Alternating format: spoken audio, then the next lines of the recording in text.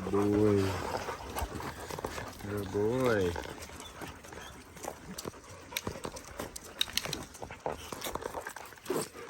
Good boy.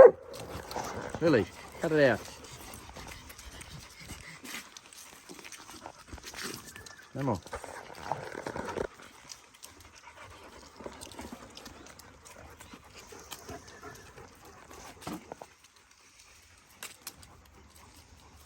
Good boy.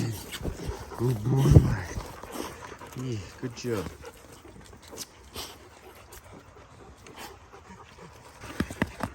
Good job. Good job. We look the same. Little bit different in size there, Chansey boy. Little bit different, buddy.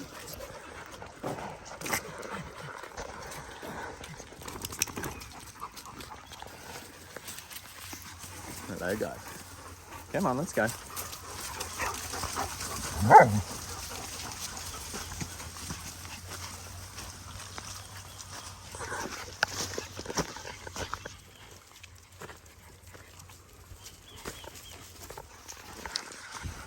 I'm going to break protocol here a little bit. This is a silent walk.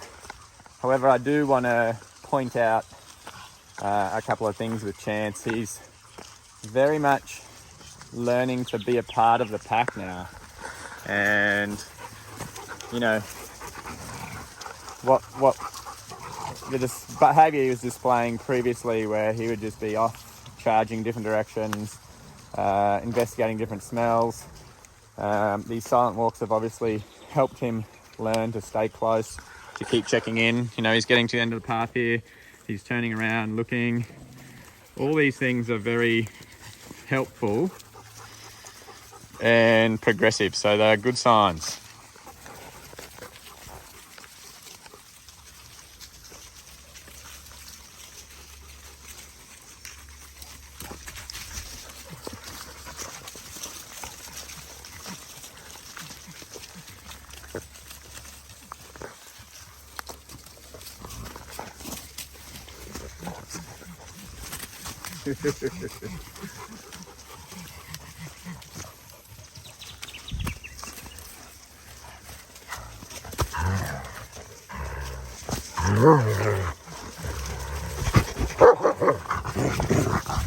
Hello, guys. Hello.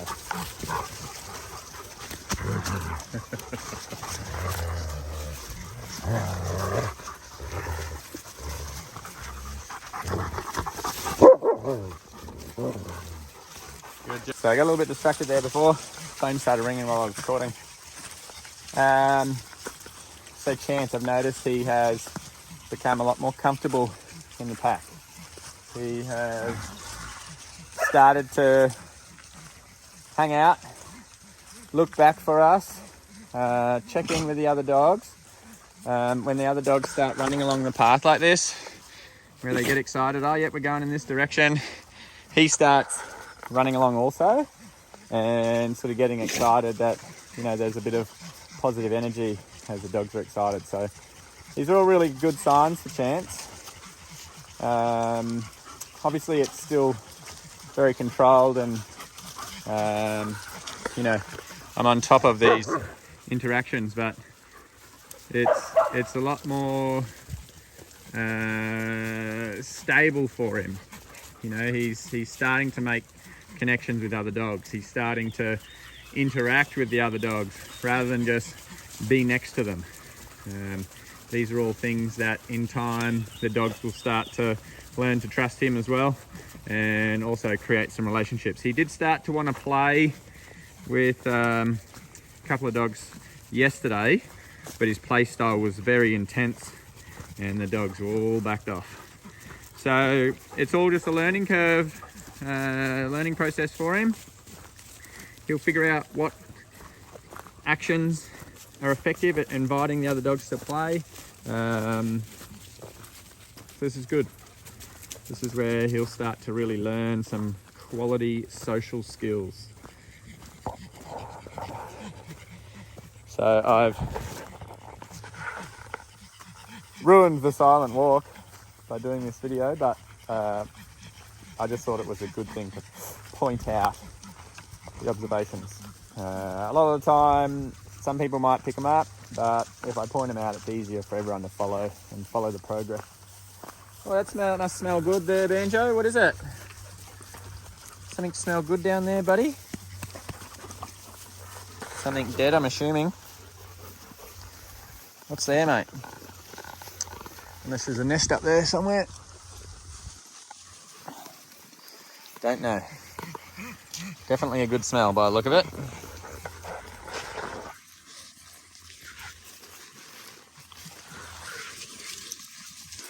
I might start the silent walk from now.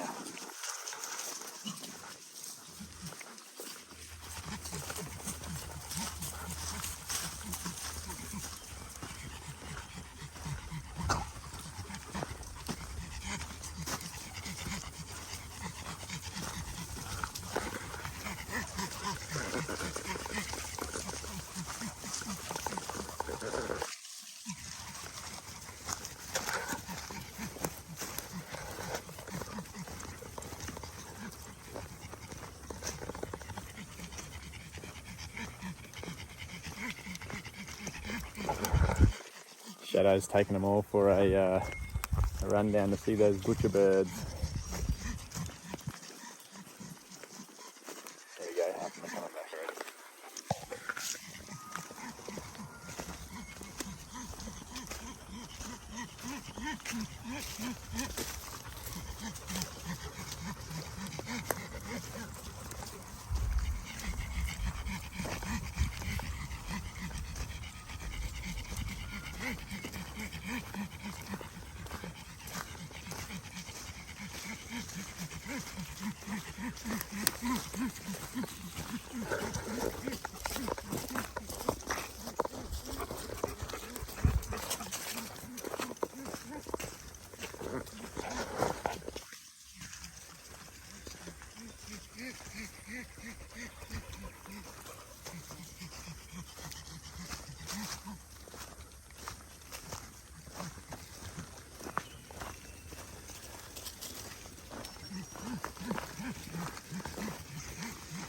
I must say, this is my favourite view on the whole property.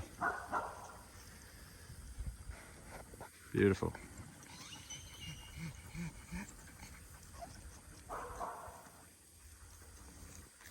And Shadow has found the butcher birds.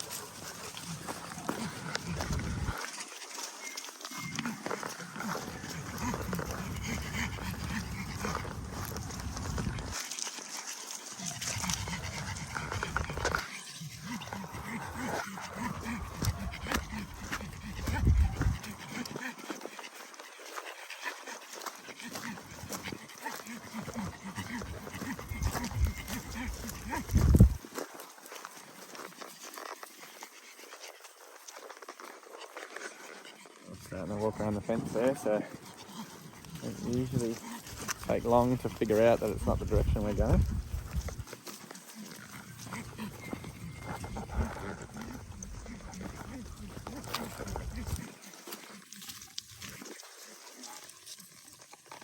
It's quite a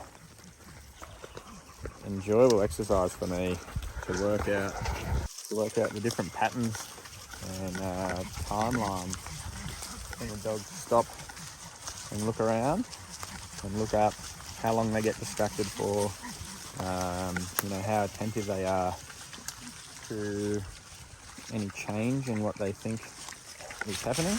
Oh, it's a bit slippery down here today.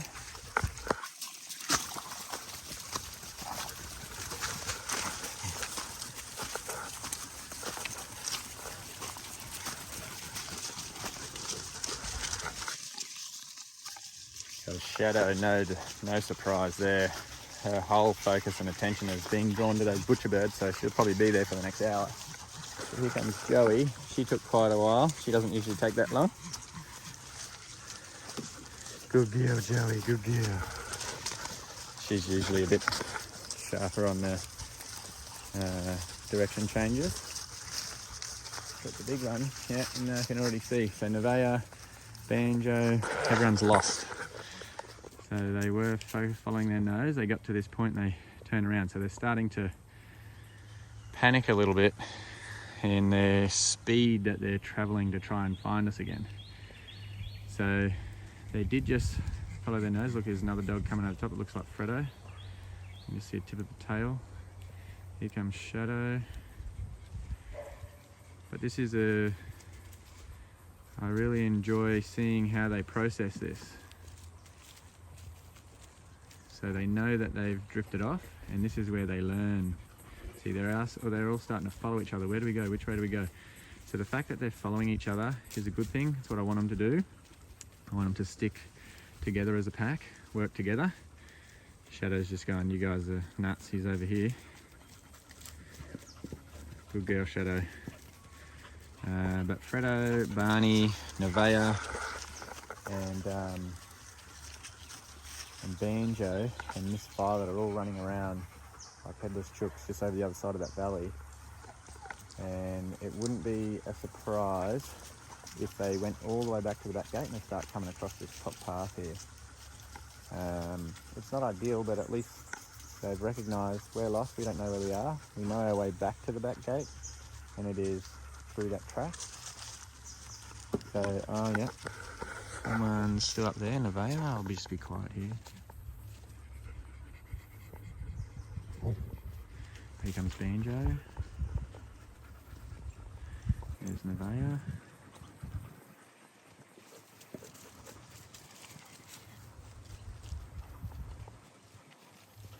Good dogs, well done. Good boy, mate, you found us. Good boy, well done. So we're still waiting on a couple of dogs.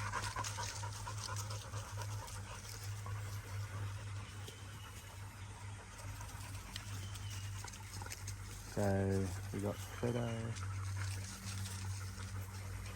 Barney, Miss Violet. They're still running around. Miss Violet's no stranger to being by herself.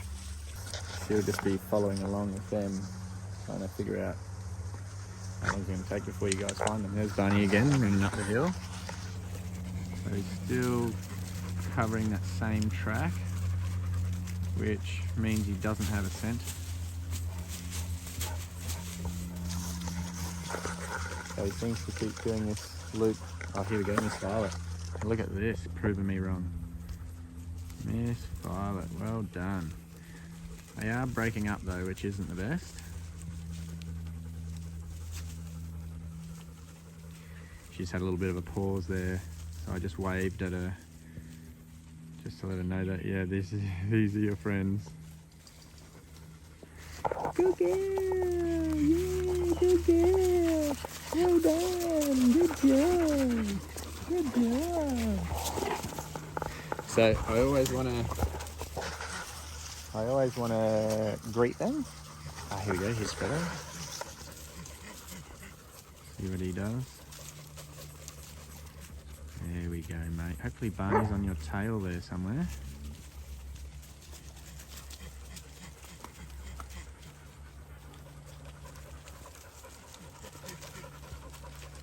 Good boy, Fredo. Good boy, mate. You found us, buddy. Good boy. Rightio, so it is just Barney left now. And initially I could see they were sticking together. But then when they sort of realised no one knows what's going on here, they kind of all split up. Miss Violet obviously just went, I've had enough of this, and just started heading back, which is a good thing. Fredo probably went into a bit more, they're over here, they're over here, they're over here, they must be over here. And then he's gone, oh no, I've lost the trail, I'm going back. And then he stumbled onto us. But Barney's still running that loop.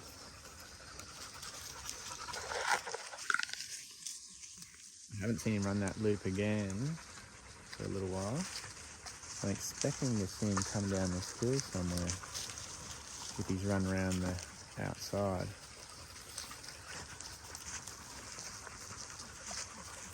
But if we don't find him or he doesn't find us, we'll start calling out and helping him find us. He doesn't have the best howl on him. He's got a really husky voice. Oh, here he is. He has. He's going back along that track there.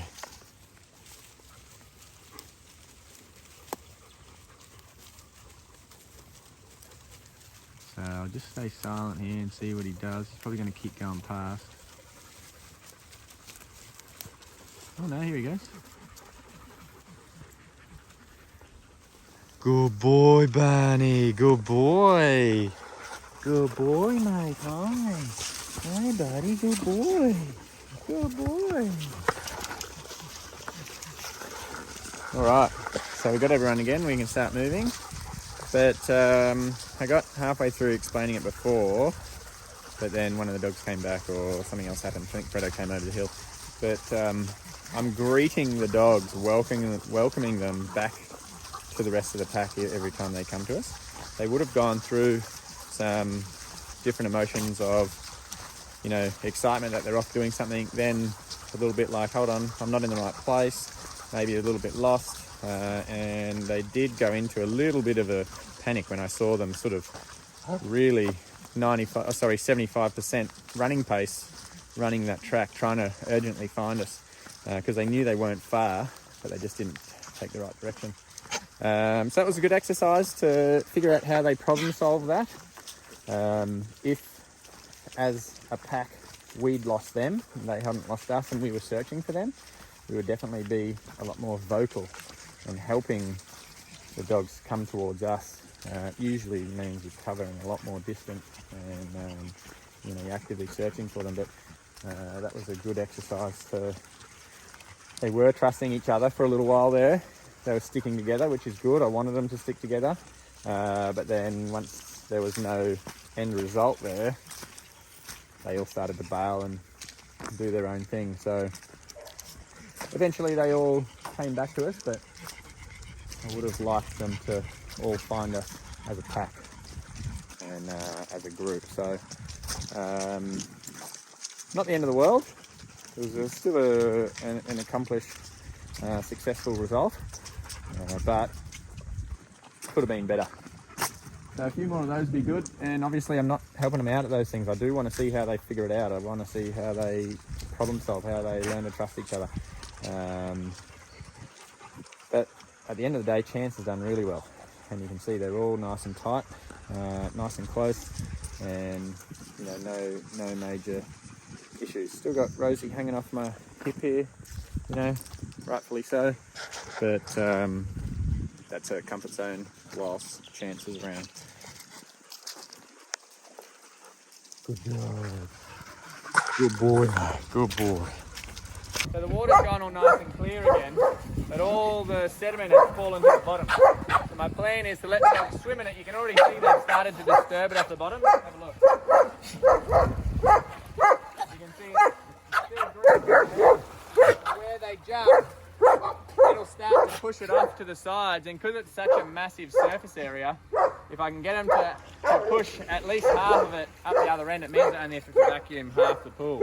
The whole idea of vacuuming it means you lose that water. So any water that I've vacuumed out, I need to replenish. So it means, in this case, in this volume, it means getting a water truck in. So I'm hoping that I can vacuum the whole pool with only one water truck, which is 14,000 litres. But it takes about an hour of vacuuming to get this whole pool, which is pretty close. So if they're all ready to come in a track here, it looks nice and blue and clear. They keep disturbing the water. I just want them to keep pushing it out that way, and then I'll have a smaller area to vacuum up and therefore use less water in the maintenance. Hello guys.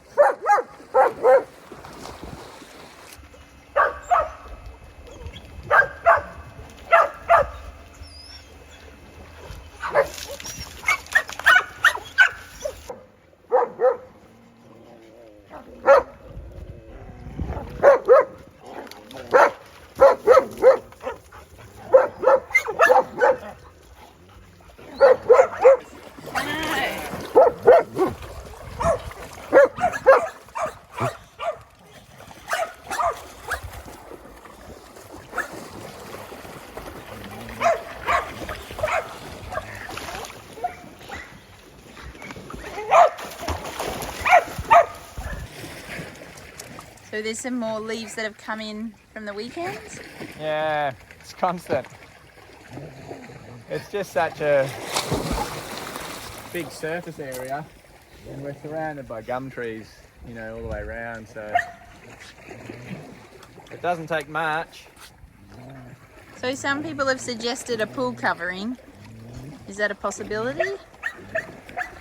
Yeah, it is, but they've never done one this big. They don't have the rollers that go this big. The rollers are usually also designed to be on the ground, not this high off the ground. So it ends up being quite an exorbitant cost to get one tailor-made and specific for this pool, which at this point it doesn't make sense, the cost versus reward.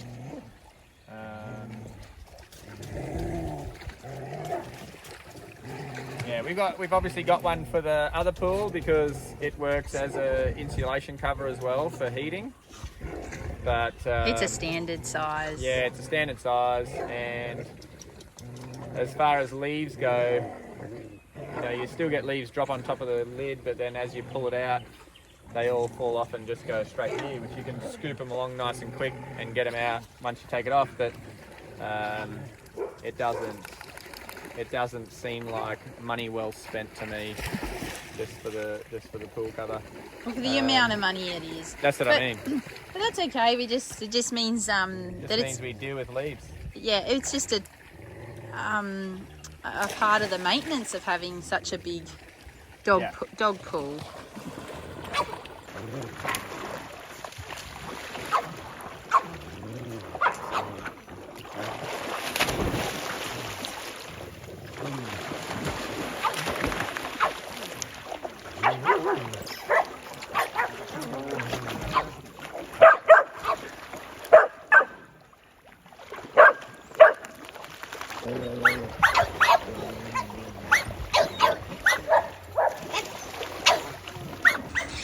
Miss Violet's sister has helped her get dressed, obviously, in the last couple of days, and has decided to rip the shoulder out of the life jacket.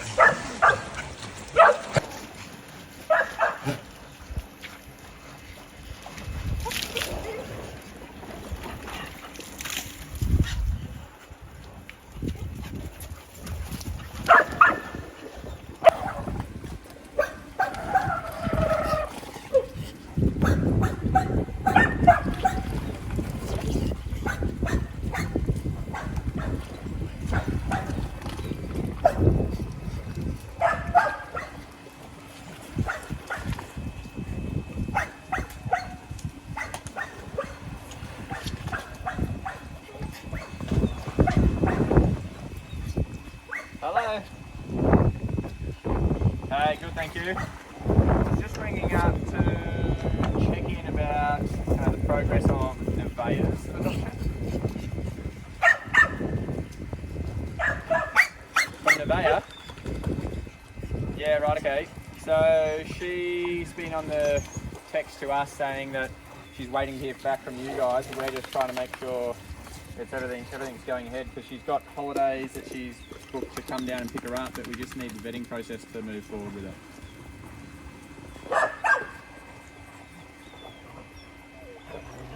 Yeah.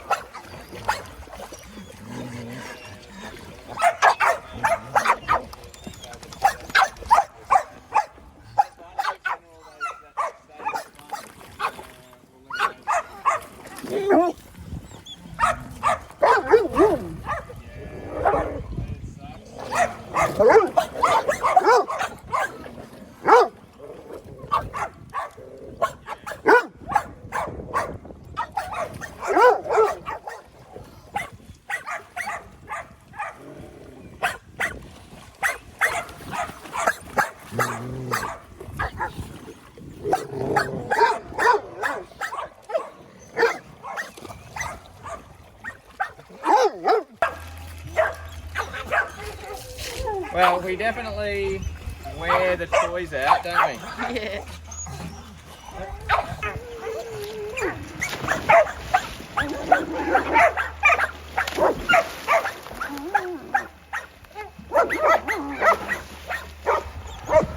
So some unfortunate news in the progress of Chance's adoption.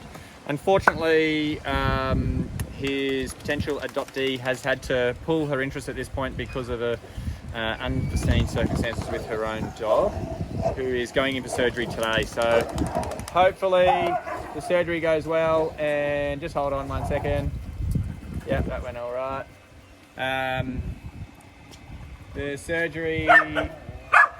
Hopefully the surgery goes well, but unfortunately it's bad news for Chance. It means that Chance is currently got no interest and still is looking for a home. You know, we are very hopeful. We really want this to happen for Chance, for him. Hopefully we can find someone so that he is in a new home, his new home for Christmas. If you are interested, or if you think you might be suitable, get in contact with us. We're obviously going to verify and vet, so make sure that the right people, he ends up with the right people or the right person. So if you're not sure but you're interested, get in contact with us. I'll answer any questions you've got, and if it all goes well, you know, we'll get the process going. So unfortunately, it was, you know, looking really good for Chance, but yeah, these things happen. He's looking for a very special person, and this person was really special. She was a trainer and already has a couple of other dogs who, you know, she understood that were they were previously aggressive. They were and quite similar journey to Chance's, and so she did have a good understanding of that. She already had management strategies in place for back when her dogs used to be aggressive. So, you know, she's no stranger to dealing with dogs like this, which is, you know, couldn't have asked for anything more. But, you know, she's got to now look after the health of one of her dogs. So, you know, I wish her all the best. Hopefully the surgery goes well today. But yeah, it just means that Chance is still up for adoption now. So it's a bit sad because I was very excited for him. Yeah, you know, there was a slim chance he might have got a home for Christmas. Yeah, it was looking good. It was looking good for him. It looks like that might not be the case now, because he is looking for a very special someone. But you know, if anyone is interested or thinking that they might be suitable, and they're not sure, just get in contact. Just give us a call. You know, and like Luke I'm obviously going to talk to you and ask some questions and, you know, work out your scenario, work out, you know, all the things that I need to know, whether I think that it's a good match or not. And I'm going to be honest. I'm going to either say I don't think it's right for you, or you are going to fit the bill. But if you are interested but you're not sure, just give us a call anyway, and we'll go through it and work it out. And obviously, we're here to support Chance's adoption. Yeah. So, you know, it's not see you later as soon as Chance leaves the farm. Like, no. There's, you know, whatever support we can give, you know, to make it work for Chance and for his future person. Yeah. That is... well, we want it to be a successful adoption. We don't Absolutely. want it to fail. So that's why, you know, we want to do everything we can to support that and make sure that, you know, he lives a long, happy, uneventful life. Yeah. That's right. Yeah. Yeah. Anyway, just thought we'd give you guys that update. We only just got that information 20 minutes ago. So a little bit sad, but back out there. If anyone's interested, let us know. We'll have a chat and see if anything is worth it. In the meantime, Chance he continues on his journey here, the same as he was. No change. Yeah.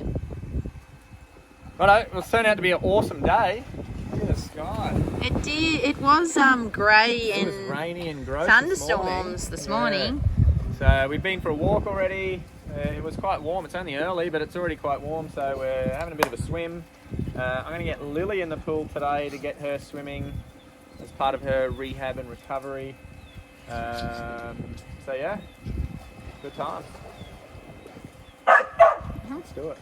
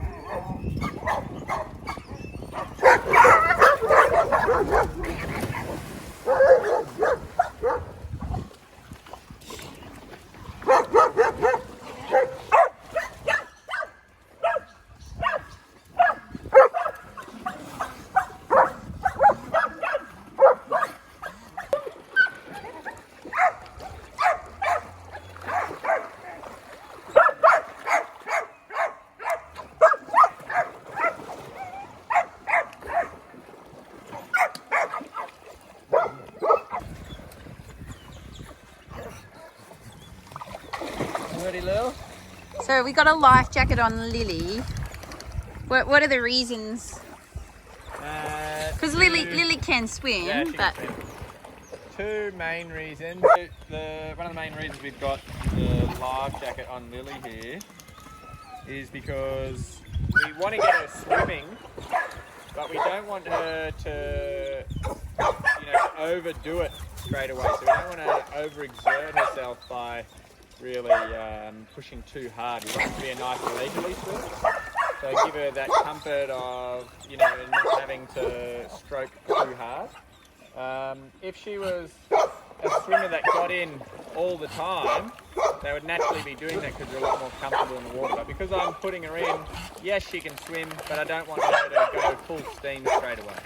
So it also will fill her with a bit more confidence and hopefully entice her to get in a little bit more freely and a little bit more often. So they're the two reasons why I put a life jacket on. so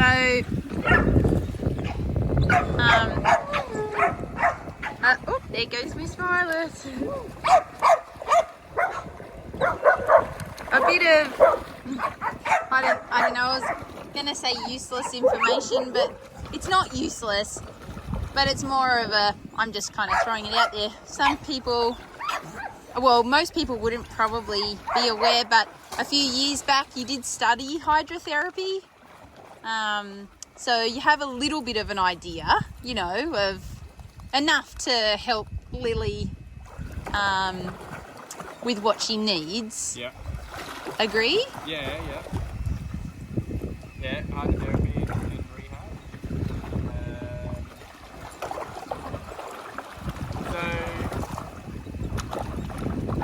Because we're trying to engage her muscles,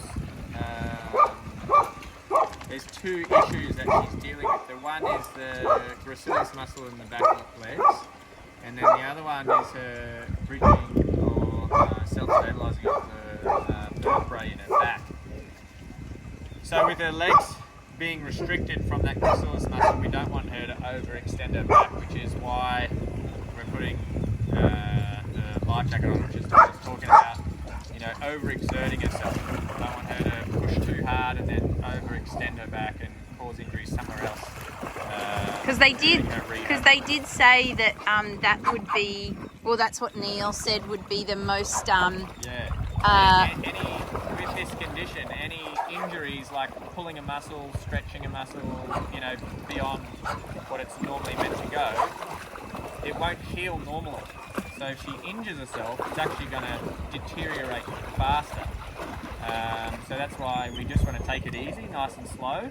The idea of swimming versus running, we know she can run, but the idea of the swimming is that it's less impact, less load, less stress on the body. So you should get the stretching of the muscles without any intensive the life jacket's there just to keep us calm, keep it really low key for today. As she develops the swimming technique and it becomes a lot more fluid and natural, the life jacket will really come off in the future. But for rehab, it's on. And the reason that I'm just getting you to explain everything, like some people might find it interesting, but I'm just keeping in the back of my mind that maybe in the future, this video, like it might even be 5 years or 10 years, I don't know, I'm not sure, but somebody might be, you know, looking for, they might have discovered that their German Shepherd has this condition and they're looking for someone who's already gone down the journey and they've tried all these things, and so it can give them some ideas on how to help their German Shepherd. Because somebody commented on Lily's first diagnosis, and they just worded it really well, and it was just such a good idea, saying that, you know, if it is that rare, there probably isn't a lot out there, and maybe there's not really that much like on YouTube, you know, like all that's accessible to the average person. So it could be a little bit, it could be interesting for those people who find themselves like they don't have any information out there, because like we're doing all of this, aren't we, without a lot of information. For the first time. So yeah, it makes sense. Well, if that was the case, I probably should have put some better pants on. I mean, that, I hope our audience don't take that in an offensive way, you know, that it doesn't matter that they're watching, you know, like, oh, other people are watching in the future, I should have put on better pants. Oh, goodness. We didn't mean it that way.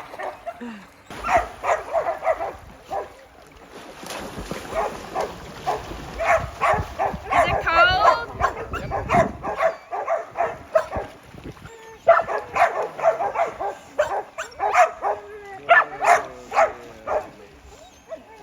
Oh, little cutie!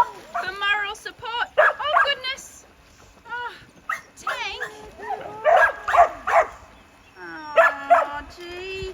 I'll have to put a life jacket on her. She's swimming very well. No, but Tank just drowned her. No, Lily.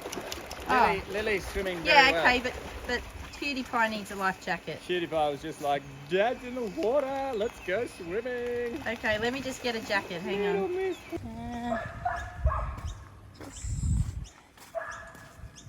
That one's too big, that one's too small.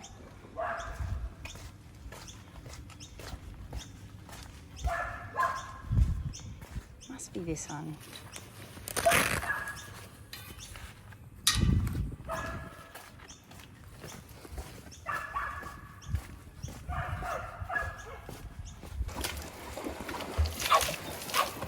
Where's she? She's coming. Oh, Miss Pie. Good girl.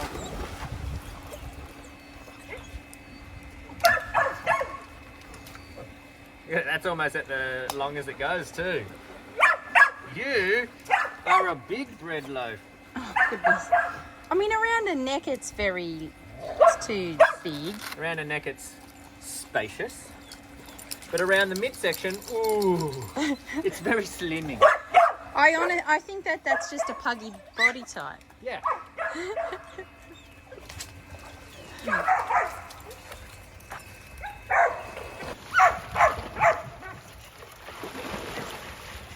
Oh, Miss Pie. Beautiful. Thanks. Good girl, Miss Pie. Lily. Good girl, Lily. Come on. Hello, Lily. Come on, darling. Oh, good girl, darling. Good.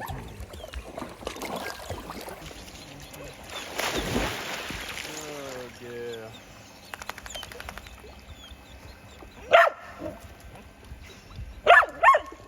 Yeah, very good.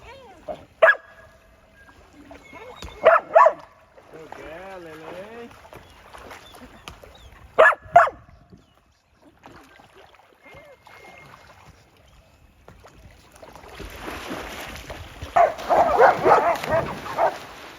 Come on, Lily.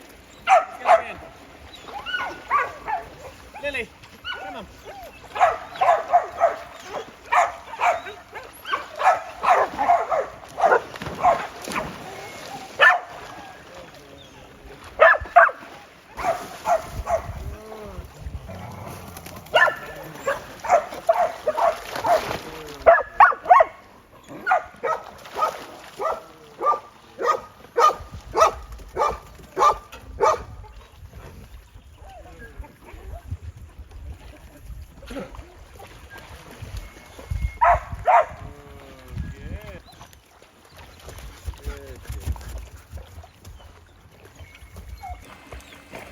The life jacket is working very well, but maybe a little too well, because she's using full stride in her front legs, but her back legs are just little small kicks, and the idea is that we get those long strokes from the back leg. So as far as her going into any sort of overexertion, I think she's very calm and comfortable in the water.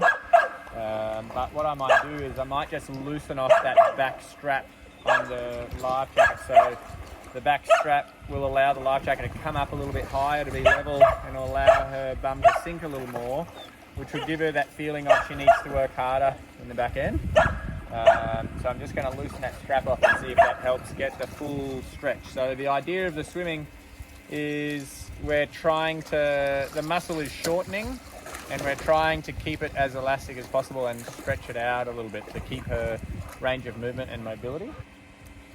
What we don't want is for her to allow it to shrink and just get used to not stretching those legs out. So I'm going to release maybe an inch or two of that rear strap and see if that helps her swimming stroke.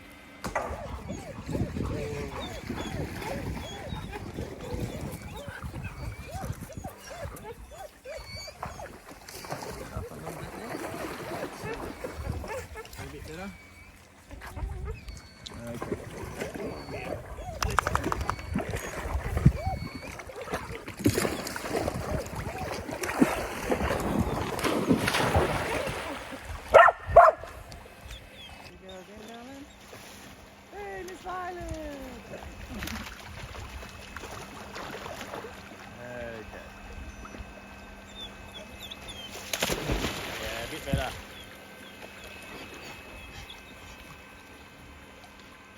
Good. That was a bit better, so it allowed her bottom to sink a little bit more, and so she just pushed out a little bit harder with those back legs, which is what we want to see. So now that we've got that set up right, let's take a swim. Oh, look at our feet, guys. Oh, there we go.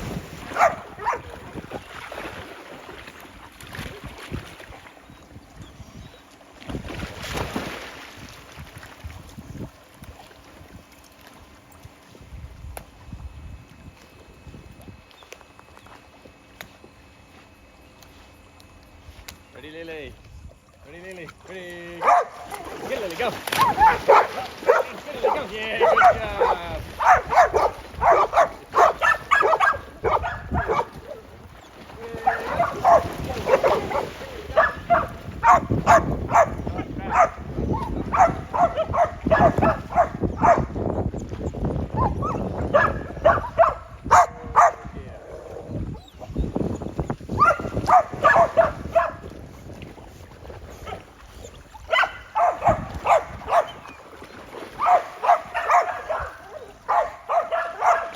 Go!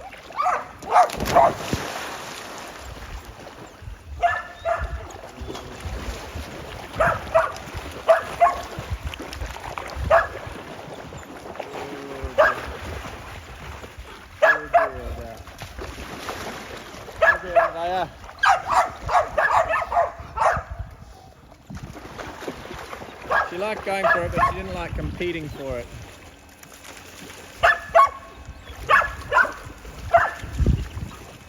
But she's a good swimmer. Just needs a little bit more to work those muscles. She's doing well. Seems to be a good setup for her there.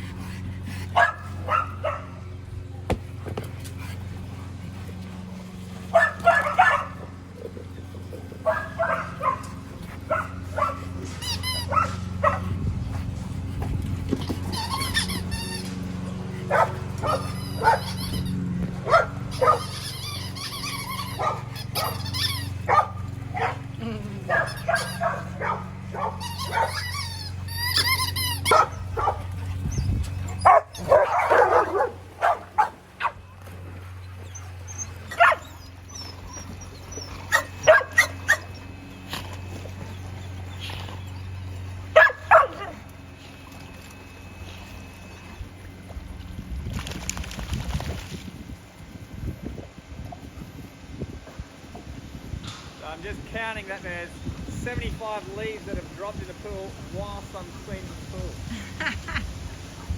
Oh. Here we go. Here we go. Look at this. Ah.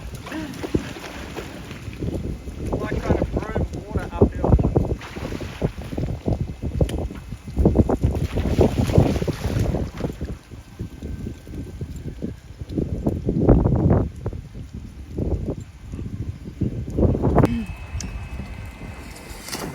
With the hydrotherapy, Yeah. it is better for warmer water. Yeah, the ideal water is around 28 to 30 degrees. Which is what we kept the smaller pool at Yeah. through the winter months. Mm-hmm. However, the heater broke. Yeah. It's the second heater that broke. The second heater that's broken. And they are quite expensive. They are expensive. So it's not something that we can just go and replace willy-nilly. So it did break before winter, didn't it? I can't remember. Yeah, because I'm pretty sure it was before we cancelled.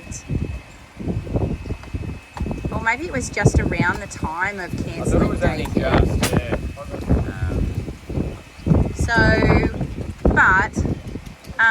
Just in terms of Lily's rehab, like we're coming into summer now. We're only, This pool's going to get pretty close to 30 degrees anyway. Yeah, in the really, really warm months. So it should be fine. And then hopefully we can get another heater for winter next year, so that she can continue her rehab Not through the same company though. No. So we can continue that through the cold months. Yep. But whilst we're in the, you know, That's why we don't force the dogs to get in, the ones that aren't already really enthusiastic swimmers during the colder months, because you get an instant body shock getting in. You know, that natural cold response of your body going, you know, and then you tense up and that kind of thing. So that's what you want to avoid during the rehab.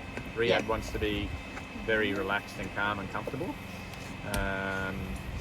Keeping the pool at the temperature required costs a lot of money, doesn't it? Mm-hmm. Like it's, what is it, $800 a week to keep it just gas. On just gas. $800 a week of gas, that's how it burns.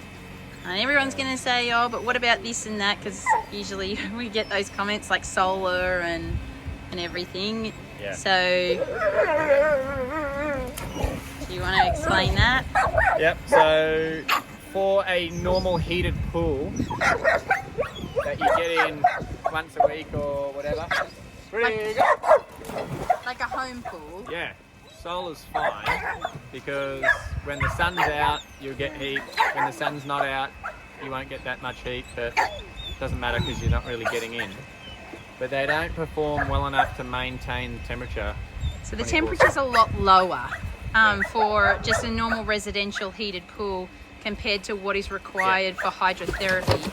So we used to keep that pool for the daycare at 28 to 32 degrees, which you can't achieve with solar.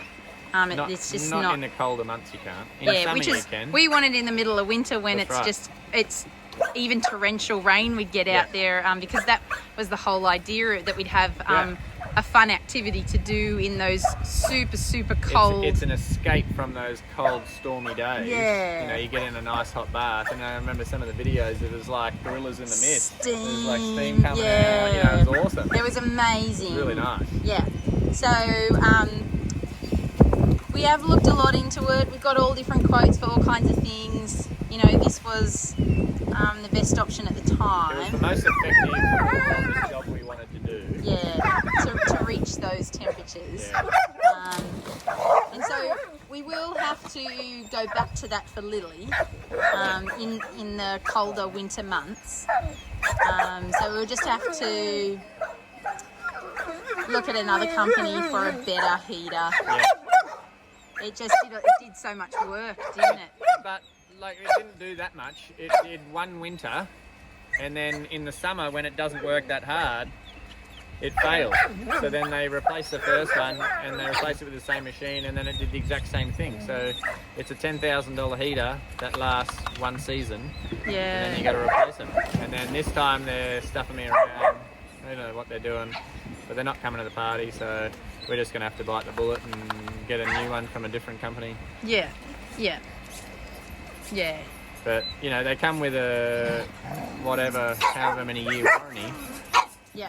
But on a positive note, like, because we're just sharing this information with you because there's so much that goes on behind the scenes, and a lot of people ask questions and make comments, and I feel like maybe if we share all the information or all the reasons why, people understand why we do sometimes when we do things a certain way. You know, it might make more sense.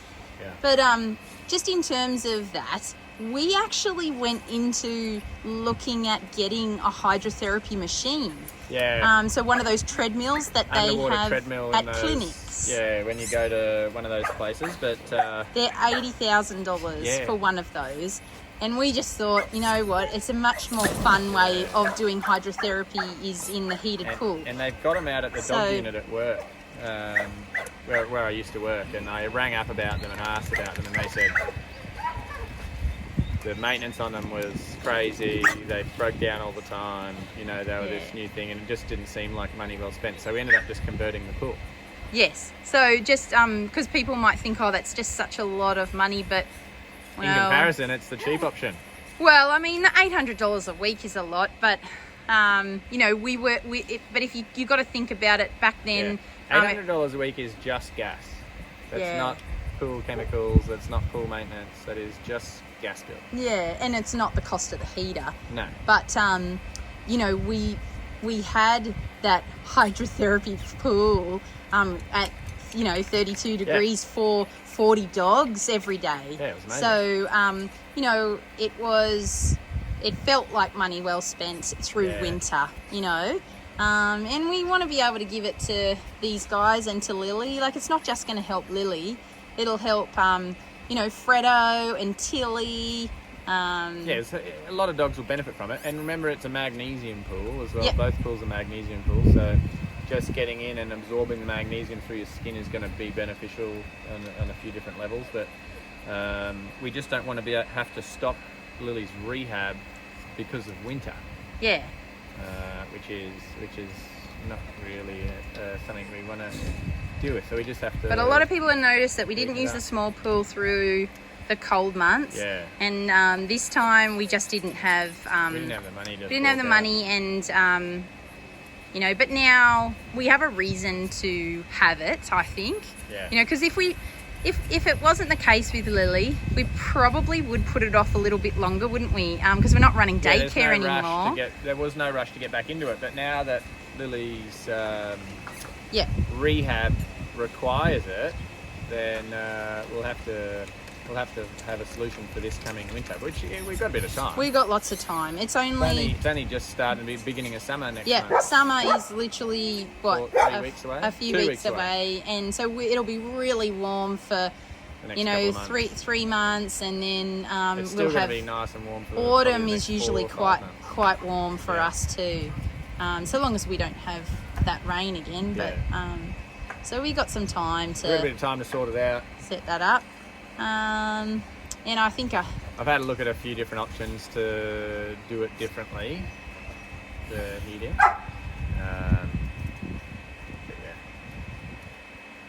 Yeah. And I think maybe 300 leaves just fell. I know, I saw behind about you. 4,000 drop behind you. I was like, at least it wasn't over the pool. I didn't turn around on purpose for that gust. But that's what I'm talking about.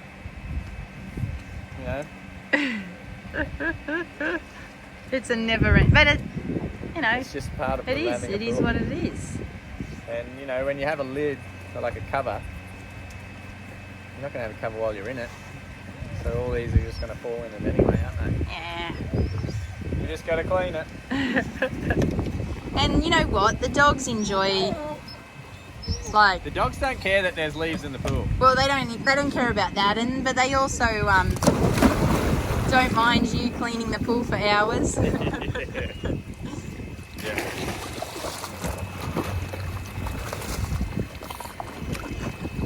But we'll give it one good clean, nice and pristine, and then we'll have the pool party. All the dogs get to benefit from perfect looking pool. And it'll be nice and clean for the summer holidays as well. That's right, yeah, it'll be a nice big clean for the summer. And then obviously we're going to have a few storms and there's going to be a few more leaves fall in it, but we'll just scrape them up as we get there. Good to go.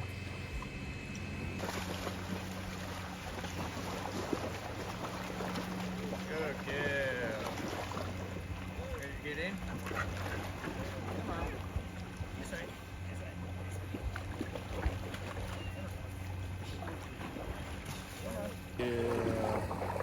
Good girl, darling. See, she's very relaxed and calm in the water. This way, don't worry about him. Good girl, darling.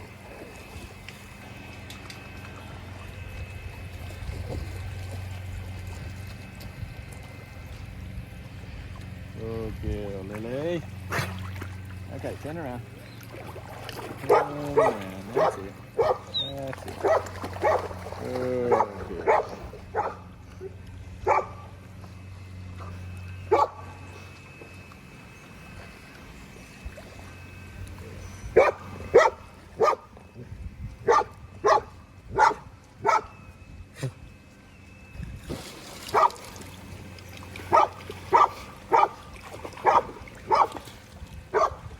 Ready? Good girl. Good girl. Pretty.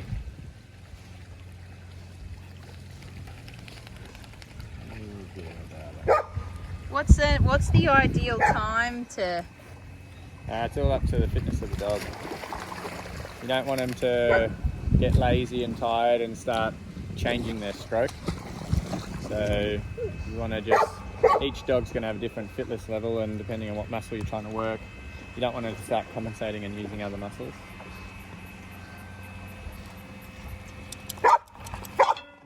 No. If she was panicking and like really pushing hard, and you know, you'd only do little like 10-second bursts and then hold her and then calm her down. You know, but she's so relaxed.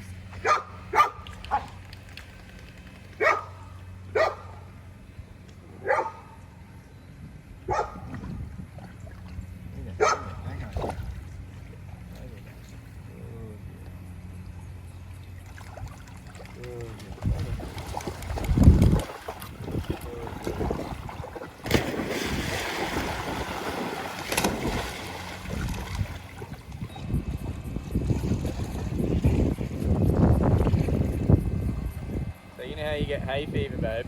Mm-hmm. Have a look at the surface of this water and have a look at all the pollen. Feel from all the flowers of the gum trees. Yeah, that's what I'm sneezing about. Yeah.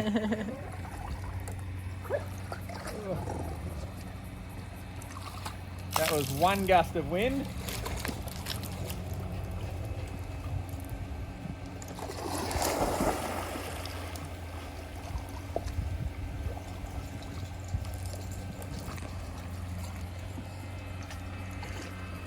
Righto, Lily.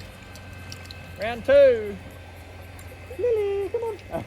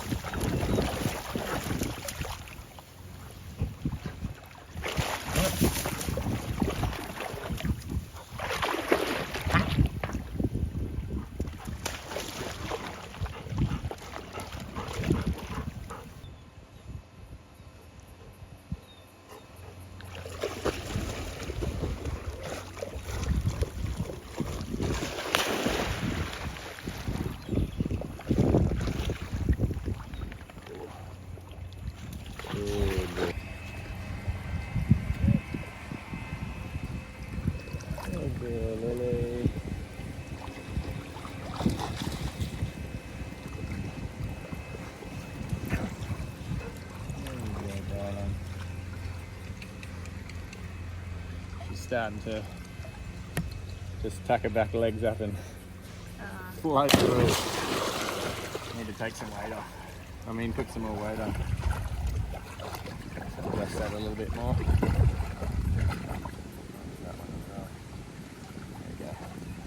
There that goes. Little fine tuning of the life jacket. So she gets to use those back legs a bit more. You ready, darling? Oh yeah, she's so fit from all the running. She's not even panting. Yeah, she's not using the back legs anymore. She's just sort of tucking them up. There we go. I might have to take that jacket off.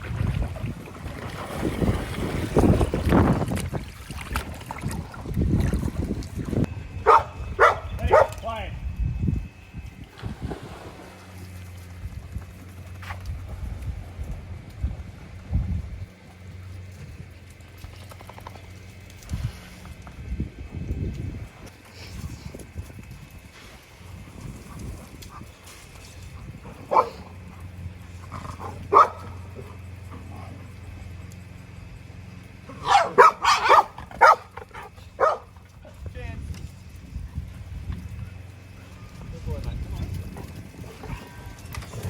buddy.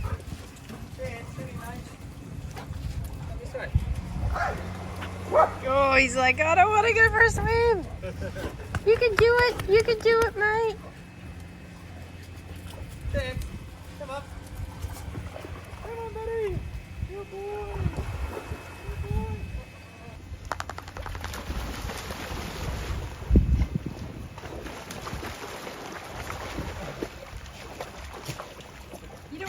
doing? Wants to come to the pool party, but he doesn't want to get in the pool. Hey, you don't want to swim, mate? Are you sure? Are you sure? My back doesn't think he can lift him today. Oh yeah. Oh boy, come on. Go in, quiet. Just hold on a second. Oh. You okay? Your back's not going to do it today. Yeah, I just don't have the strength in my back today. It's really sore.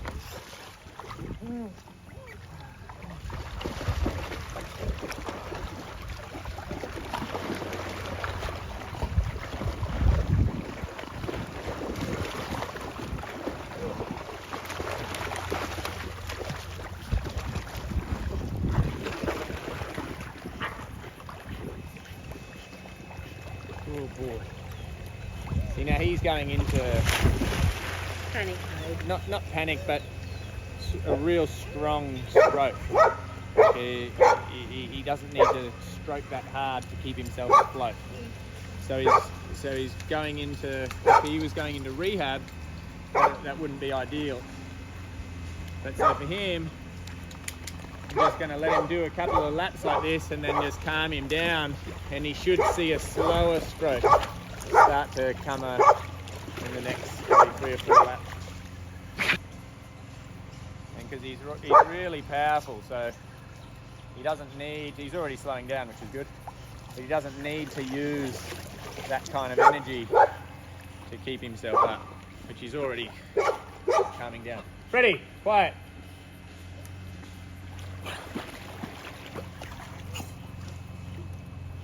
Oh boy, mate. His breathing's slowing down already, which is good.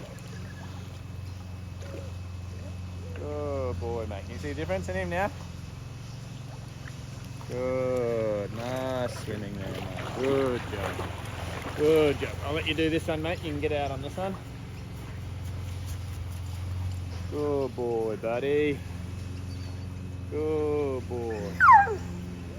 Okay. There you go. There you go. Good boy. Good boy. See, so that first one when they get in, it's really going hard and just looking for an exit. But then as they start to get more comfortable in the water, they can start to process, you know, what they're doing, where they are, and calculate how to get out properly instead of just panicking going straight to the side where there's no exit. But he calmed down pretty well. Pretty quick. So just for everyone at home also, just in these situations, like, you know, you've got Chance coming down the driveway, entering the pool, you're also trying to calm him down for swimming, the same with Lily. So all those times you communicating the quiet command to Freddie, just so everybody understands at home the reason why it's important. It really isn't anything about it being a nuisance bark and, oh, that's annoying to our ears. Controlling his energy levels. Exactly. Just so everybody understands, there's a very good reason that the dogs do need to respond to being commanded to calm down. So it's just a case of, you know, what is the environment and what is the objective of the activity. So if the objective is to, you know, rev up and get excited and go, then bark your head off.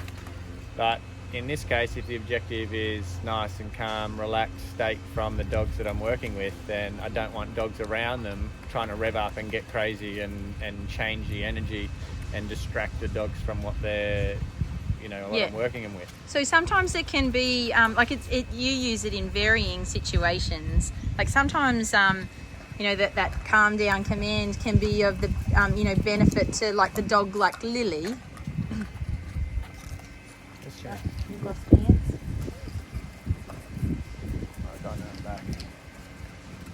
Have you got everybody present here other than Chance? Everyone, I'm sound about, yeah.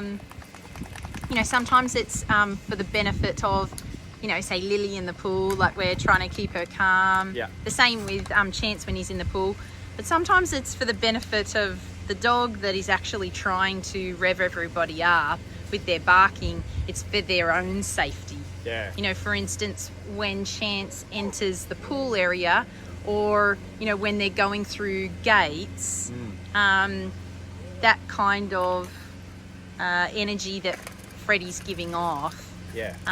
it can attract some unwanted attention, can't it, from dogs that are being rehabilitated. Yeah. We know that from experience. So it's just a really important command. I just wanted to explain it because people are probably going to hear, you know, it being, you know, repeated in varying situations. And I think the word is going to have people just jump straight to the obvious, and that would be nuisance barking. But it really is very far from that, isn't it? In this command. case it is, yeah. Nuisance barking is, you know, a little bit different in the way that the dog's just barking at nothing, you know, but there is things going on here. There's dogs chasing balls, swimming after toys, you know, there's all sorts happening. So Freddie's excited that he's in the pool and wants me to keep throwing the ball. And Freddie doesn't live here. No. So when he comes to the farm, Yeah, the pool's his highlight. Yeah, like he doesn't want to be going at snail pace for Lily doing rehab. Super excited. He's like, come on, you guys, slow coaches, let's go. Yeah.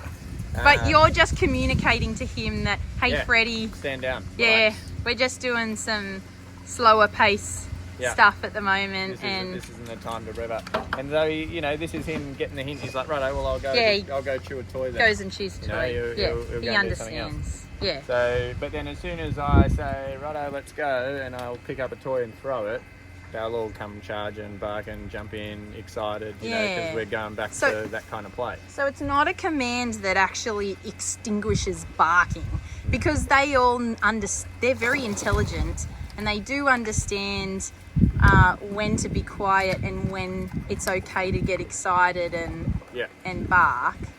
Yeah, we use it for a whole heap of different reasons, but in this case, it was just dropping the energy level of the dogs. Yeah.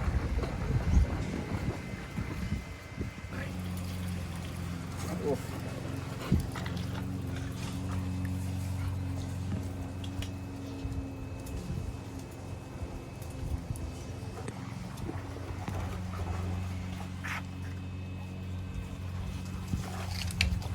Hello, buddy. It's one of these towers that's been sitting out here for 4 weeks. So we've just noticed that Chance's allergies have particularly flared up today. It is no surprise, like with the weather, it's so windy and all the pollens are out. He's on a Neocort cream, but the vet said that if it was really bad, he would need probably an injection. That's like what Bandit has regularly at this time of the year. So I think he needs probably a vet visit today.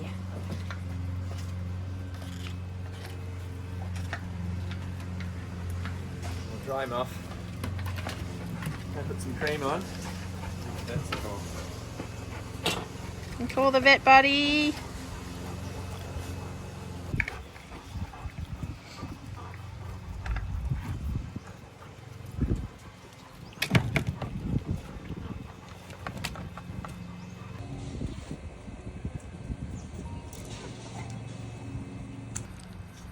So we're just having some lunch. Chris has made us a homemade meat pie.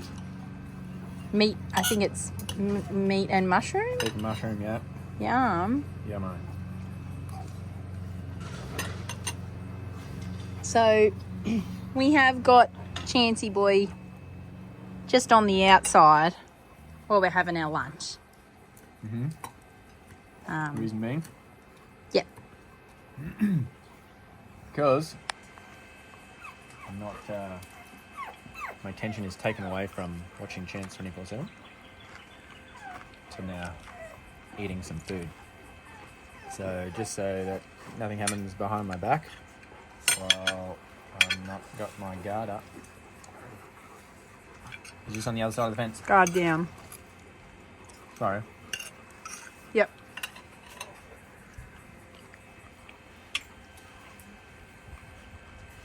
Yeah. So we can just relax, eat the food, and not have to monitor his every move. Not that we think that anything drastic's going to happen, but just little encounters that I miss may not be the right message, and little things turn into big things. So just to make sure that he gets all the right information all the time, you need to be watching him and guide him. So just while we eat, put him on the outside, everyone else can relax and do whatever they want to do. And then once we're finished, get back into it.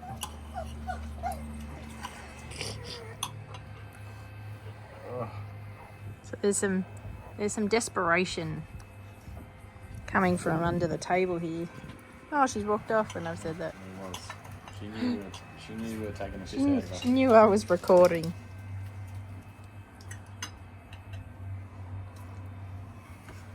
The message I was receiving was that she's in desperate hope of some food. She's in the state of starvation, and she needs some scraps. I just thought it was, you know, you like pie, I like pie. My name's Pie. I got to have some of that pie. There's so many reasons why that pie should be mine. Just while we're eating our lunch, I'm gonna ask like a question. Mm-hmm. This is from one of our members, Joy. Joy's always, you know, very supportive and encouraging, and Thank you, Joy. yes. Excuse me while I eat my last bite. And this is a comment that was on the video that we posted on Friday, just before the weekend, and it was where you shared, you know, just some thoughts on, you know, your struggles transitioning from military to civilian life, and how you feel that gives you, you know, some greater understanding for dogs like Chance and Roscoe and Nevaeh and that, because we can draw some similarities there, and there were some really positive comments on that video, so thank you to everybody for leaving some really supportive comments for Luke. This one is from Joy. Oh, here comes the wind. So you just have to make sure that you're talking to direct to camera. Yeah, because otherwise it'll be hard to hear. So Joy says, my youngest son served in the US Marine Corps, so I have some personal understanding through him about what you shared today, Luke, regarding the difficult transition from military to civilian life. It makes perfect sense how you both understand and have compassion for Chance. You all share so much of your family life with us, and I've had questions for some time that I'm going to finally ask today. Strap yourself in. Well, yeah, you can tell from that lead up that it's going to be good. Yeah. Here we go.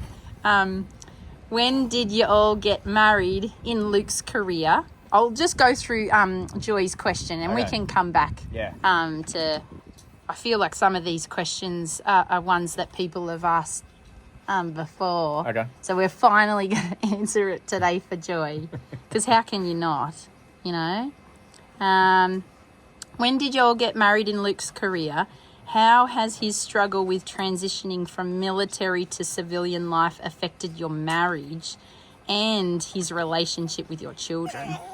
I'm always so impressed with the devotion Luke shows you, Sam, and the children, but I also know you choose what to video and what not to show. No one's life is peachy all the time.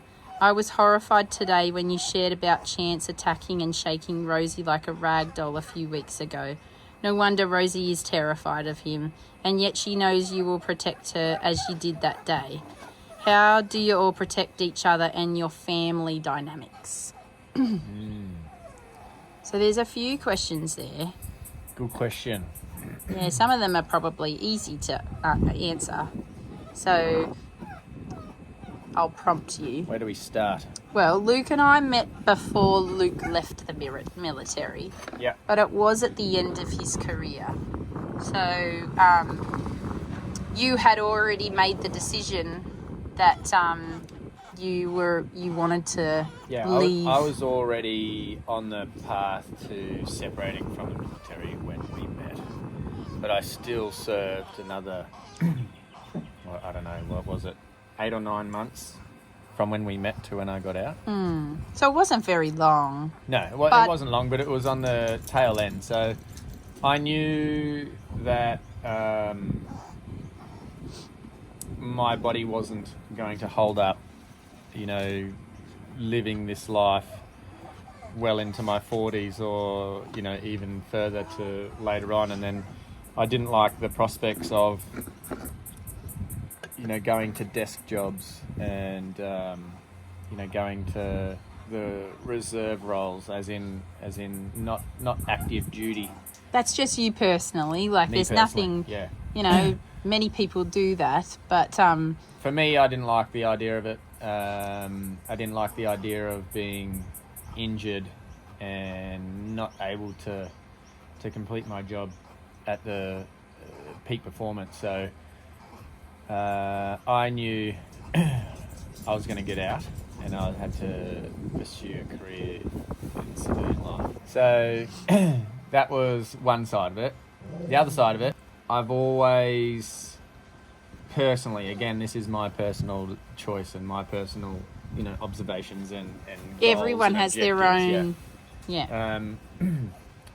I witnessed far too many of my mates miss key moments in their family or child's lives, like children being born, children's first and second birthdays. So many times they were doing a video Skype call to celebrate with them rather than being there. And to me, they're quite important things, and family's always been a big thing for me. I always thought that it was a single man's game, being in the military. It's great, it's a lot of fun, I loved every bit of it, but as far as family's concerned,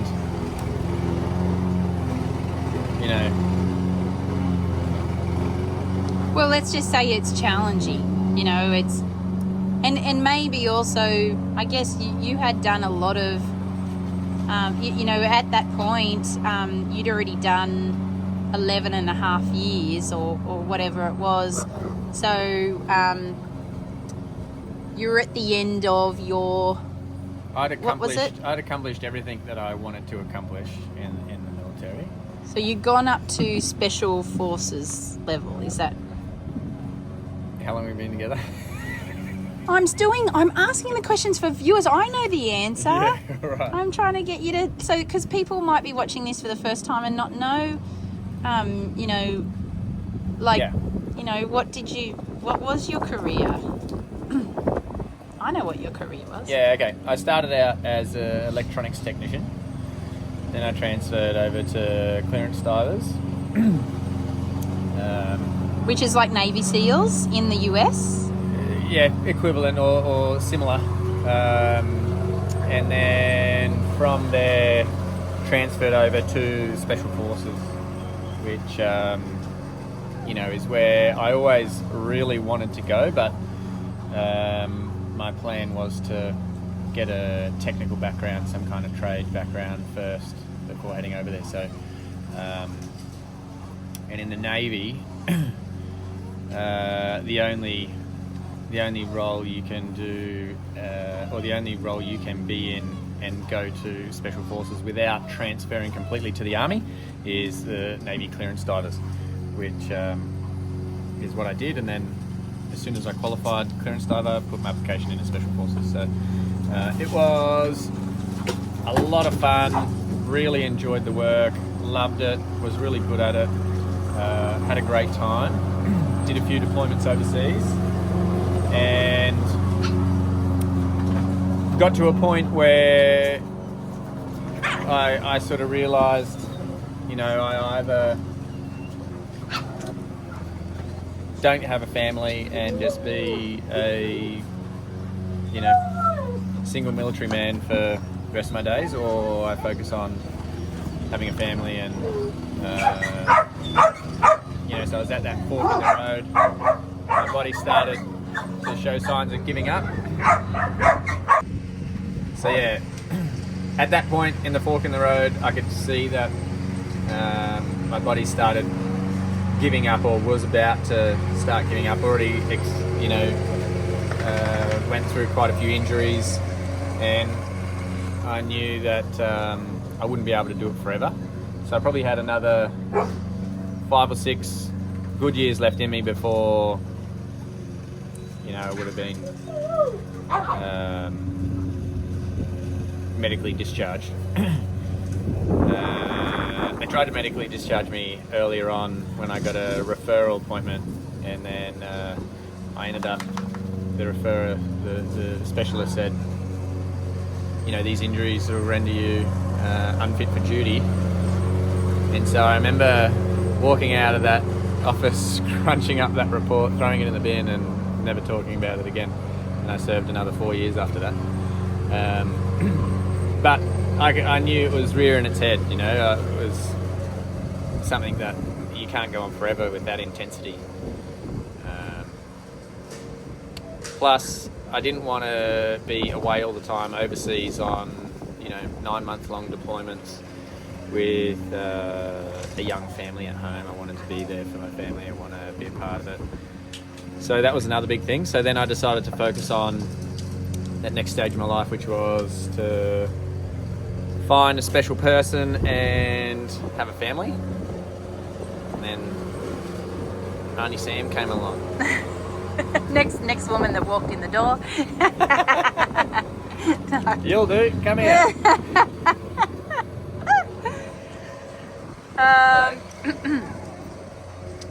So yeah, I met Sam when I was an instructor at the dive school in Sydney, Mosman.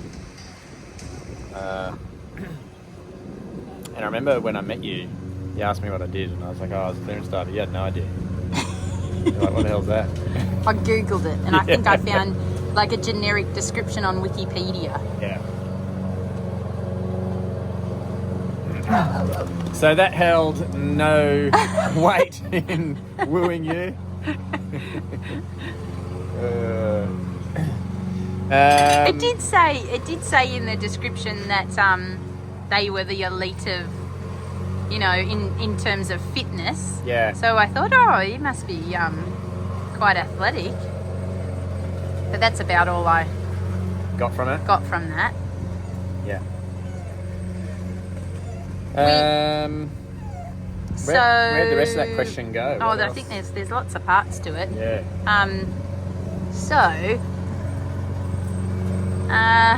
It was at the end of your career, which has worked out quite well for us. We hear a lot of, and you saw it firsthand in regards to the pressure, that marriages go through while serving. So we were able to escape that part of it. However, the next chapter in your life has proven like very challenging for us relationship-wise, hasn't it? Yeah. Yeah, Sam's got these habits that I just can't deal with. See it. And I think I referred to it the other day, like I just had to completely learn how to talk to people. You can't talk to people the way that you talk to each other in the military. Yeah, so if you can think about that and then imagine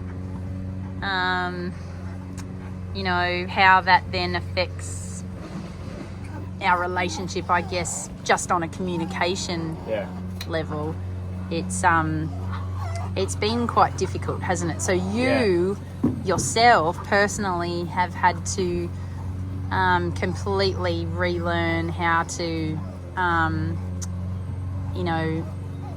communicate. Anytime I try to bring something up with someone, I first have to go, righto, I need to say this.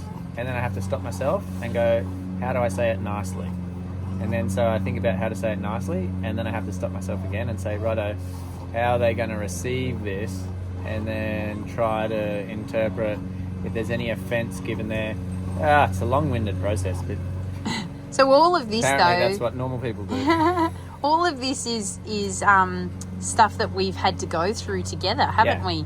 Like we've discovered it together that you didn't think that way. Like, you know, that's not how you see the world. It's not how, like, you didn't initially didn't think there was anything wrong with that. With being direct and blunt and to the point. And making people cry all the time. I've been told I can be abrasive. Yes. But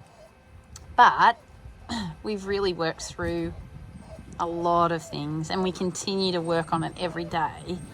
And obviously you can see how this might also affect, you know, relationships with children and things. So that, like, Luke, you are very, very devoted to making change and for your family. Yeah, and, you know, constantly on a journey of what do you call it, self-improvement and trying to do things better. But early on it was very difficult, wasn't it? Yeah. Trying to find common ground in our forms of communication. But as the years have gone on, it's gotten easier. But it definitely felt very out of place in civilian life. People got offended at the change of wind direction. You know, it's like... That's what you thought? Yeah, it's what my interpretation of people were. You know, as we used to say in the military, have a glass of concrete and harden up. Oh dear. So you can see how that definitely doesn't work in you know, the real world or the civilian life, and not in a family situation. So it has been really hard for us. But I guess... You can lick the plate. I was about to say, maybe people might see it, but I'll point it out. It is, I believe, the reason why you so effectively communicate with dogs. You find it very easy to read them, and why they understand you. And that is because there is no emotion involved in it. You know, they're very direct in their in their communication. And unapologetic. And so you read them instantly. You know, you even can predict their behaviour because to you it's so obvious what they are thinking, what they're going to do, and vice versa. Because you're so direct and there is no emotion involved, you know, they never get confused. They always know exactly what you want from them. You don't never hesitate or confuse things or any of that. It works well. It does work very well. So, you know, there has definitely been a positive side to this. It's just adding to those, I guess, you've got those communication skills that work very effectively with the dogs. You've just had to add to that this other side that works very well with humans. When I did start to go see a psychologist when I exited the Navy, for her to give me some life skills on what I'll need to be a civilian, And one of the things that I took away from it, and that I found to benefit or help my transition, was understanding the dog's communication and emotions and feelings, and then putting them into words and humanizing those emotions and feelings. Because to me, emotions didn't have a place in the military. They weren't. But you were trained, weren't you, to... Yeah. The only emotional feeling of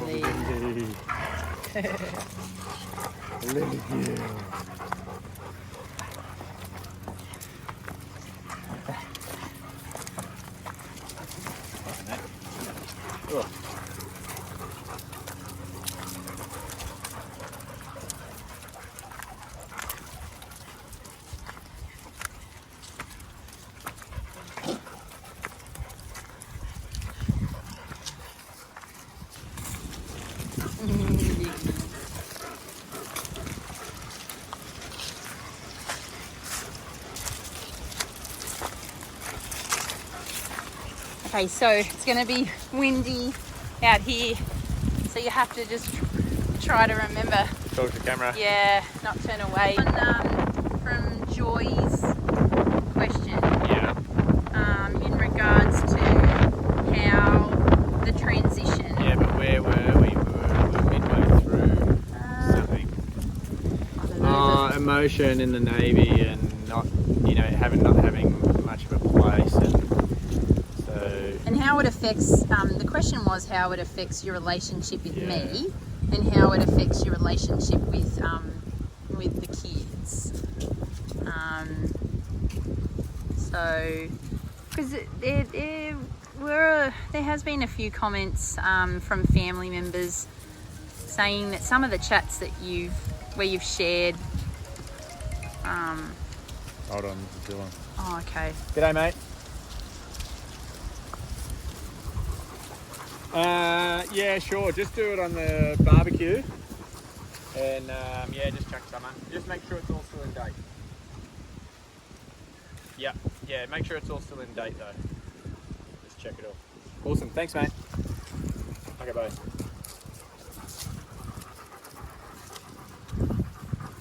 We'll just go up to the salad bar, to the grass area. Salad bar, yeah.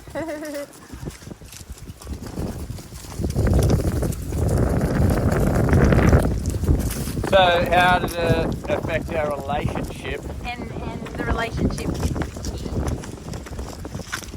kids. And sorry, what I was saying just before the phone call was that some of the comments around some of these videos, when you have shared, your feelings and your journey personally, transitioning from the military to civilian life. Some people have found, some help in that, like understanding family members that have, gone through similar struggles themselves. It might just be one little thing that you say, and it gives them some better understanding. So, we don't mind sharing, our feelings, especially if it were to help someone. There's a lot of mothers on here with sons that are serving or who have served, and I guess hearing it from your perspective could help, I guess. Maybe even, I have to say personally, I was really in the dark about what to expect, and I had no idea going into this relationship, how hard, it would be, or even that there was any problems associated with that transitioning stage of your life, which I was, I was there for. There wasn't any help for families and partners.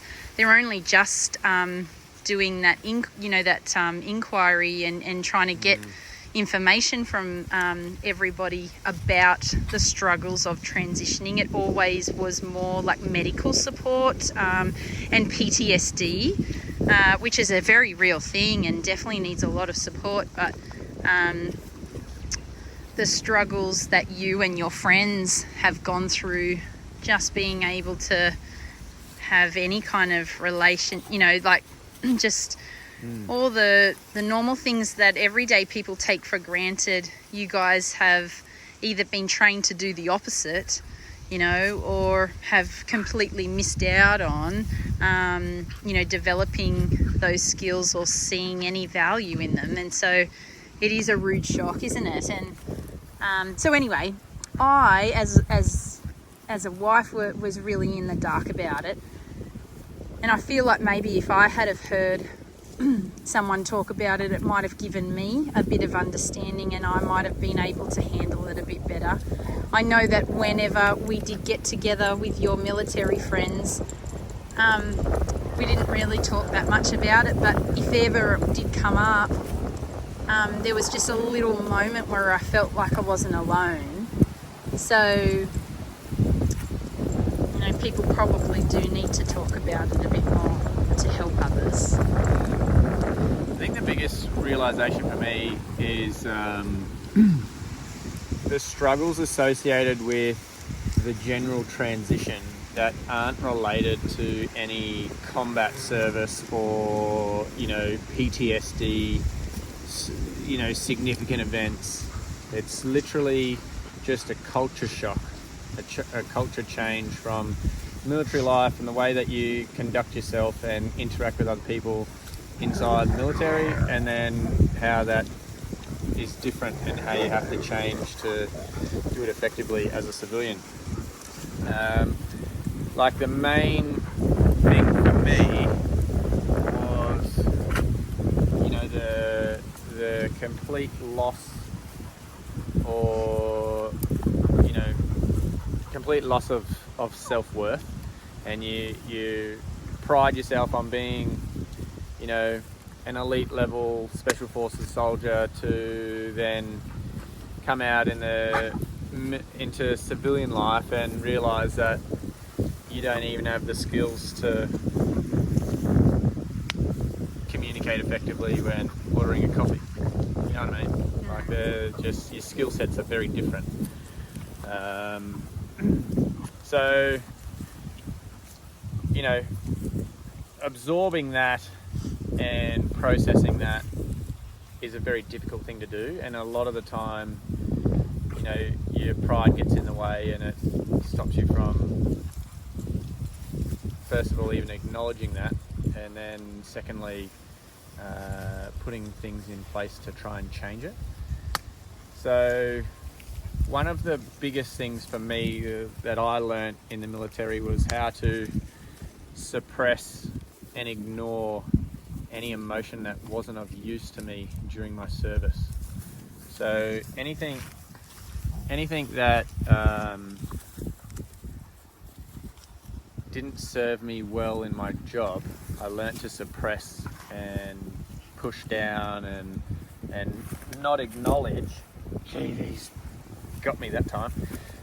Not acknowledge, and then I would harness that and turn it into, you know, aggression, and use that effectively in my job. So that was something that I still struggle with today. Anything that is really emotionally, what's the word I'm looking for? Like emotionally sensitive, or something that, you know, requires me to be quite emotional and raw and open. Vulnerable, I usually shut down straight away and close it off. And I really have to think quite hard about what it is that I'm feeling, why I'm feeling that way, what is the right way to process that emotion. I really have to take myself through it like baby steps, rather than what a lot of people would just find natural. And it's because for all those years I've just suppressed it all, and it's come out in that high intense activity as aggression, which has been very effective when doing the role that I used to do. So that's a big thing that I still struggle with now. I remember looking back then at people that would be forthcoming with their emotions, and I remember thinking it was so alien, like there's no way I'd communicate that, you know what I mean? And so it is a huge change. It's a massive change. I know that it is a very difficult one. I know that I still have mates that have been out for more than 10 years that still struggle quite a bit with even acknowledging the differences of the way that you conduct yourself in the military versus as a civilian, and they're still trying to stick to that military style and just wedge your path in civilian life, for those things rather than trying to change themselves. So it's a struggle. It's been quite a struggle for a while now. Like, how long have I been out for? What was it, 2013? Yeah, 9 years. Yeah. 2013, 2014, something like that. 9 years I've been out for now. But yeah. And I guess my observation is that unless you're really talking about it like we are right now, where you're really explaining things, the world isn't very understanding of the issues that you and your friends have. It's always been really hard for me. Very quick to judge. Because I see people, I know what's really going on.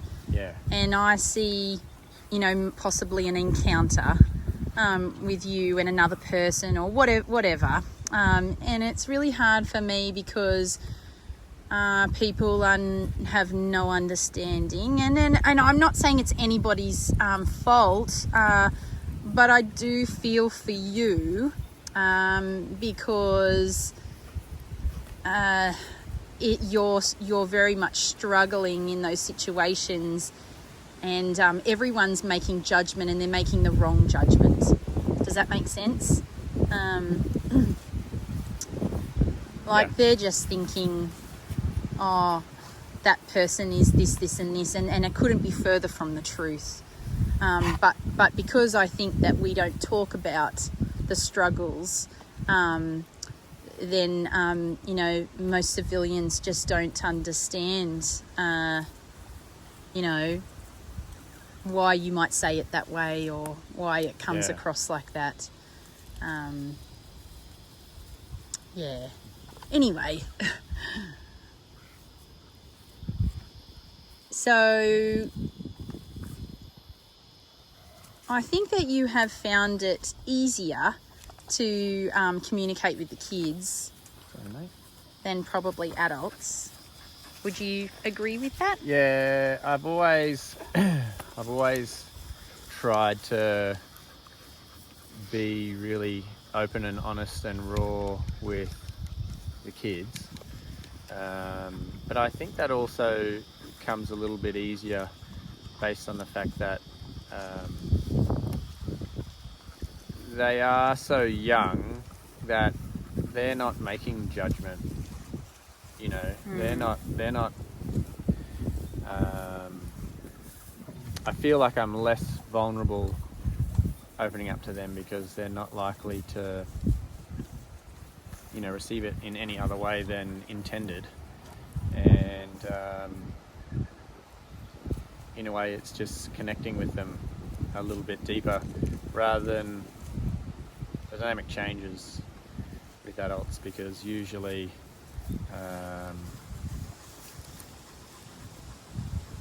like my skill level of being emotional is not that great, so I find that if I try to do it with other adults, or I just find myself struggling to do so, and it not coming out right, and not being able to articulate and be as precise as I'd want to be. It just keeps coming across wrong.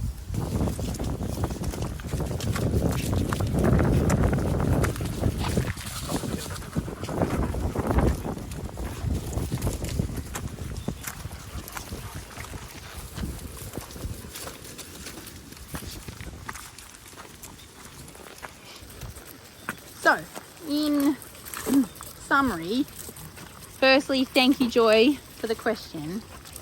Thank you for this trip down emotional memory lane. Yeah, but it's Hoping even if it just helped one person out there, then yeah, it will have been worth sharing. it's been like, if I think about my journey from leaving to now,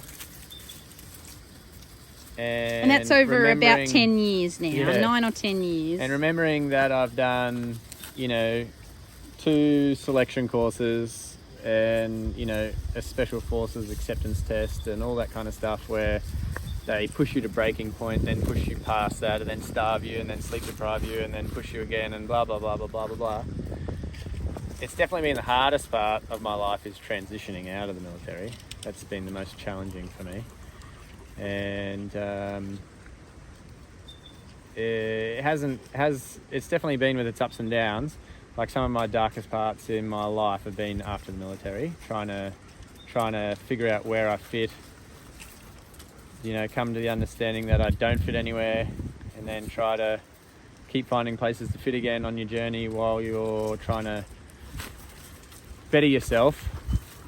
So it is pretty tough. I think that's why I do have such a good relationship with these dogs, and am able to connect with them. All in all, though, like, I wouldn't change anything for the world. I loved serving in the military. I'm very proud of my career. I'm very proud of my country. And I'm very fortunate to have, found someone like you, Sam, to help me through this journey, and for us to have 3 beautiful kids and living this wonderful life. So I am very grateful. So I wouldn't change anything, because it may not have landed me where I am today. So it is a tough struggle.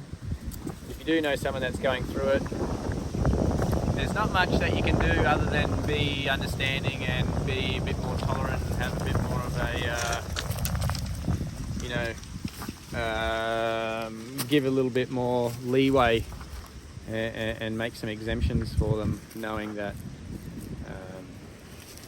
they're probably doing a little bit harder than what you think. So, good question, Joy. Good one. It's rare that you get me to open up too much, so A lot of people tip of that to you. A lot of people kind of know the story, because we did do that video with your brother in the very beginning. Yeah, long time and ago. I think that was when Better Homes and Gardens wanted to do a little bit of story on it too.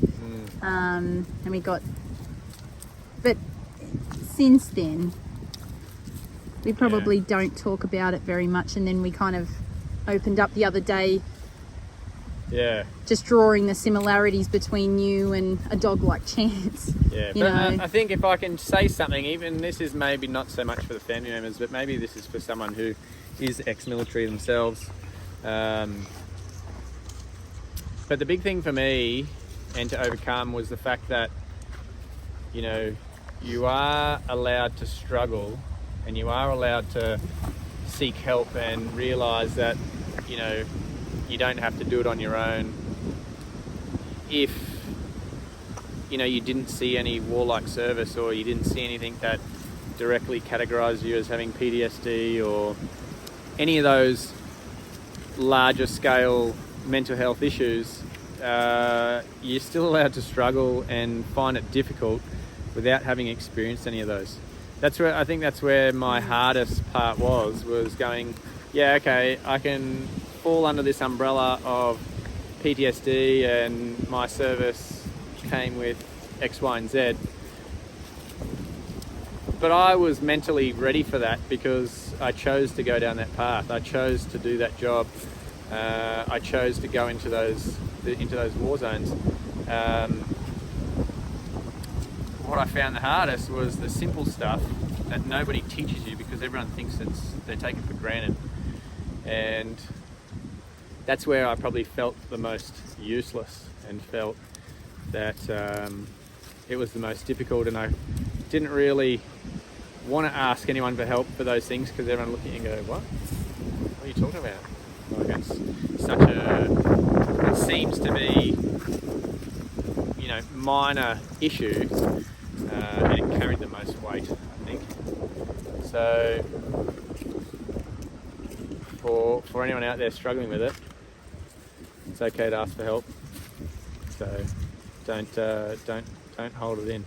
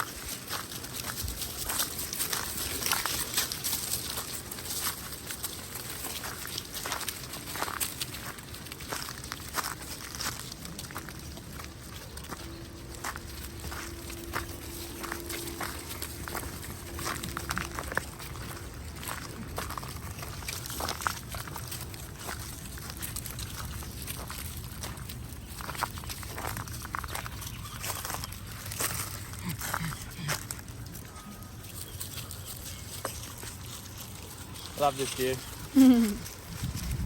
It's your favourite spot, isn't it?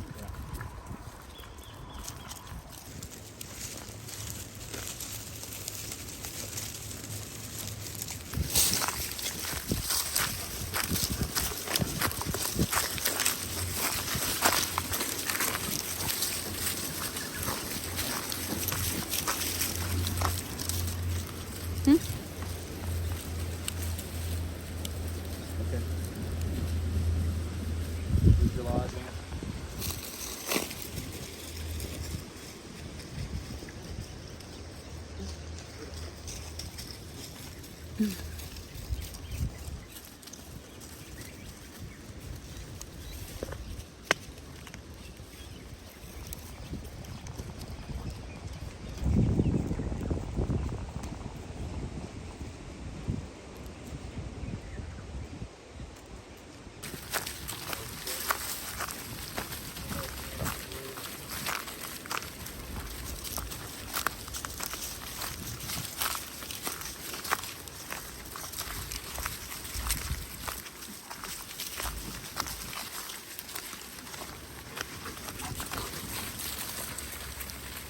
the store for you was going to stop and lie down. He'll probably come back. Just stick her down there. There we go. Yeah.